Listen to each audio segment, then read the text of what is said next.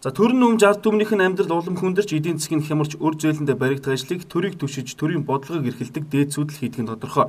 Тэгвэл дээдчүүд нь судлаа олохгүй бол доочууд нь гүйтлээ олохгүй үлгэр утгаараа манай усад хэрэгжиж байна гэхэд хэлсэхгүй юм. За учир мэд хүмүүсийг хэлж байгаагаар ойлгоор хийгдсэн намд төлөвшөлт хизэж байдаггүй. Төлөвшөж чадаагүй нам төрийн эрхэнд гарсан ч самарч хайдаг гинэ. Харин манай улс төрийн намуудын тухайд 20 гаруй нам байдаг ч толгойд нь сууж ээлжлэн төрийн эрхийг барьдаг 2-оос 3 л нам байдаг.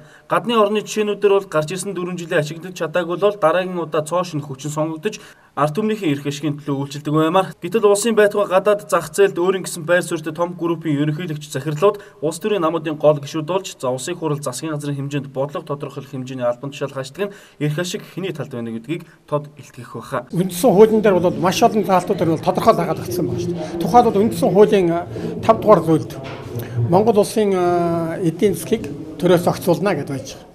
Тэгтэл өнөөдөр төрийн зохицуул 5 байгаа. Бензин үр тариа гэл нэг хэрүүл болсон юм нэг мөнгө өгч компаниудыг аргалдаг тийм зохицуулт хийж байгаа болохоос зохицуултын хамгийн гол шинж төлөвлөлт шүү дээ. 5 жилээр урт дунд хугацааны төлөвлөлтүүдийг бид дөрөвтэй хийхгүйгээр Монгол улсын эдийн засгийг төлөвлөж чадахгүй.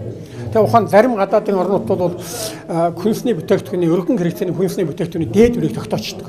Нэг үр бол талах 700 төгрөгөөс хэтрэхгүй энэ улсууд гэдэг.